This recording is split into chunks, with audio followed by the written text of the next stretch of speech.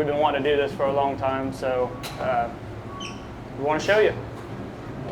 If you guys do it, I know it's perfect. Yeah, well, it's far from perfect. All right, let's do it. Oh my God. You guys are gonna love this video today. We surprise a local business with a custom sign. That's right, Trackside Pizza is a staple in our community and they do all kinds of good stuff. And we wanna do something awesome for them, so we're gonna build them a sign. They don't know about it, and let's go see what we can do. It's gonna be awesome.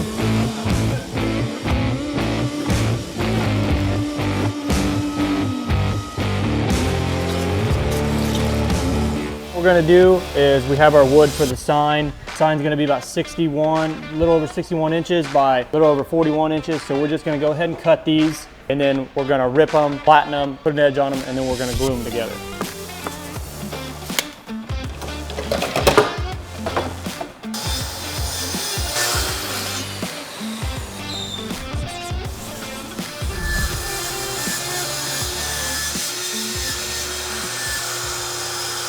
I don't know what's up with that date. We're gonna have to ask Dave that. About the 86. Do you know what date they went in there? No, but I'm pretty sure they bought it from somebody, so maybe that's when the original company started. We'll talk to him. Got our fly cutter bit. We're gonna flatten our slabs on each side. And then I'm actually gonna use the CNC to put an edge on the slabs for glue. I'll just use this 1/2 inch. I've never done it, but I think I'll get a really nice true edge. So Tracy is going to be coming up here, and I guess I can go ahead and lay out what it's going to look like. Really, we just want her opinion on font, the Trackside Pizza, and then the established. Okay, I'm gonna flatten. Morning. Good morning, how are you? Great, how are you? You ready for this? I know what I'm doing. Right when you walk in there, there's 2 rectangles, and you know everything's really straight. So we thought it would be fun, give it its own distinct look. You like that? Mm-hmm.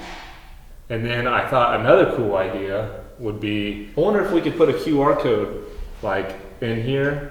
That way when people come up and look at it, people can actually come and scan it, and then they'll be able to watch this video on how the sign is made. Oh, that's cool. Yeah. Anyways, this is the concept of the sign. Do you like that? Mm-hmm. Okay. It's like a retro. It's kind of retro-ish. Yep. So then those would be rounded, the sign itself would be rounded off. Yeah. I can't tell you guys how thankful I am, and I am beside myself excited to see how he is going to react. Yeah. Okay, all right, guys. All right. Thank you. Thanks. Have a good day. See you. All right, I'm gonna go back and get on it.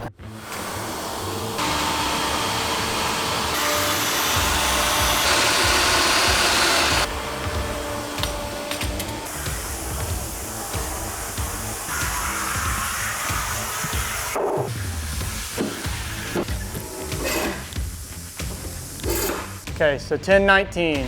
I'd say about noon we could break it out of the clamps and start handling it. So we're going to be melting copper. This is called a forge. We're going to be using propane. This is called a crucible.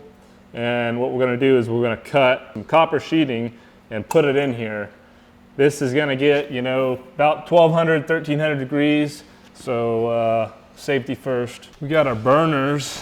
Double burner.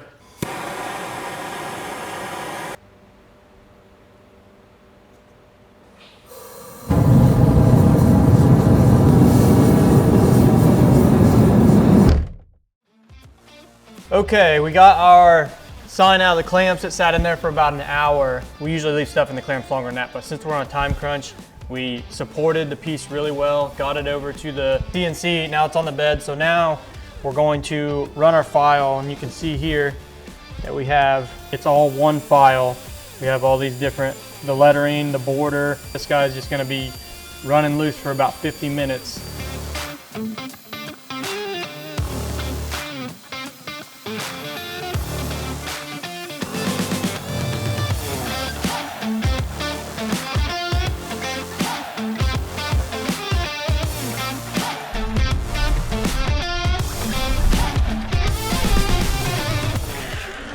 Yeah, so we're just over in our warehouse looking for some copper sheeting. I know we have quite a bit, just finding it, so.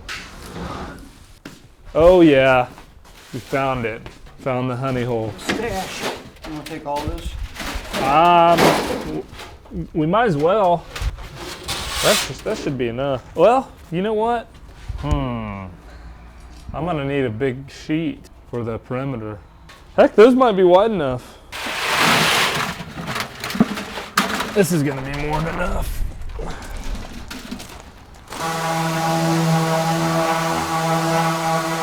That's a nice spot. I was like, what the hell is it? Okay, so we got the whole sign cut out, routed out, and we got it touched up, sanded, just take off all the nubs and everything. But it turned out really nice. And next we're gonna go melt some copper and hopefully not catch this sign on fire. Yeah.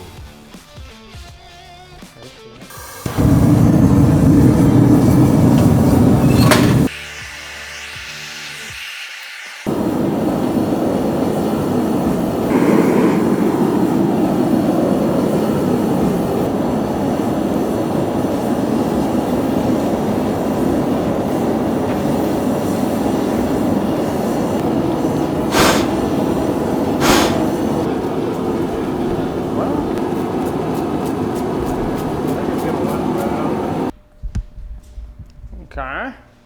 On into the wood. Interesting. Oh, what do we do now? That's good. I don't want to completely soak the wood. What if we did some of those pieces in there and then poured the resin around it? Too much porosity came through there. And I want to try to cut this copper sheeting out on the plasma cutter, and then we just put the copper in there.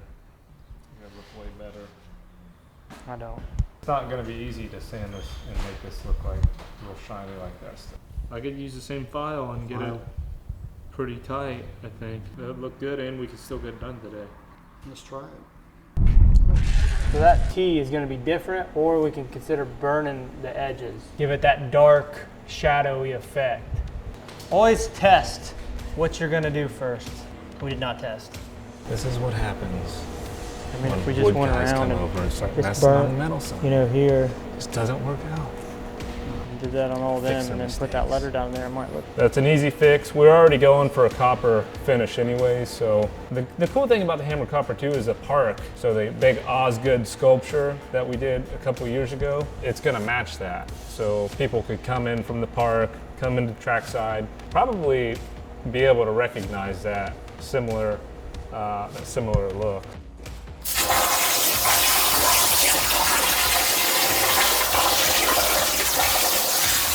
Like butter, baby.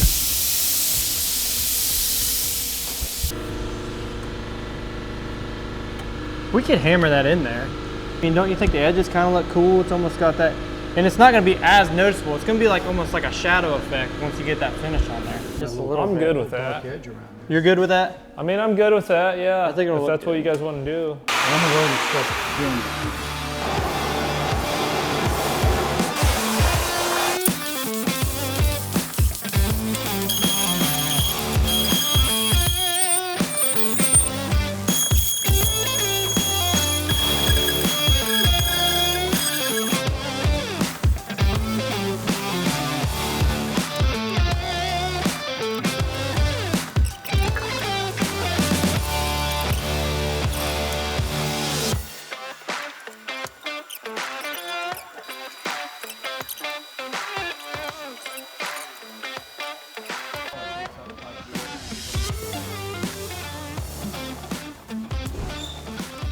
So obviously we had to pivot. We were gonna pour some molten copper, but that didn't work. It was a little challenging, but I think overall it turned out awesome, and David's gonna be really excited about it. Well, let's get this thing loaded up. Okay, let's go up there.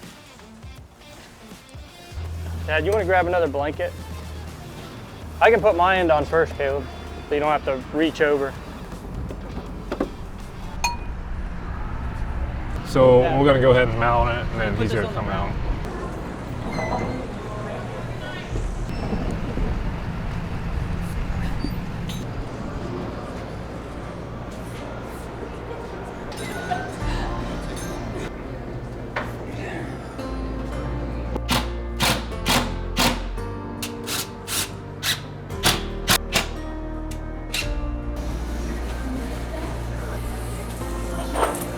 So nice. No extra shop. We sure appreciate you guys. You tell me when, I'll go grab them. Oh, sweet. Hey, David, how you doing? You guys, what is going on? Oh, we got something to show you. Come on over here. I just want to say that we appreciate you and everything that you guys do for the community, and we've been wanting to do something for Trackside for a while. So we got an idea. We've been wanting to do this for a long time, so we want to show you. If you guys do it, I know it's perfect. Yeah, well, it's far from perfect. You guys, All right, let's do it. All right, ready? oh my God. I love it. That is amazing. Good job, guys. What do you guys think? Isn't that good? Yeah. Wow. How do you burn on it? Whip yours just a torch. That's amazing, guys. I did not have a clue what was going on there. I didn't have any kind of idea. Let's give these guys a hand. What a great job. That's so awesome. Oh, wow. What a surprise. Looks pretty good there. It looks really good. Yeah. I knew if there was something behind there and you guys done it, it was going to be amazing. Glad I lived long enough to see something like that.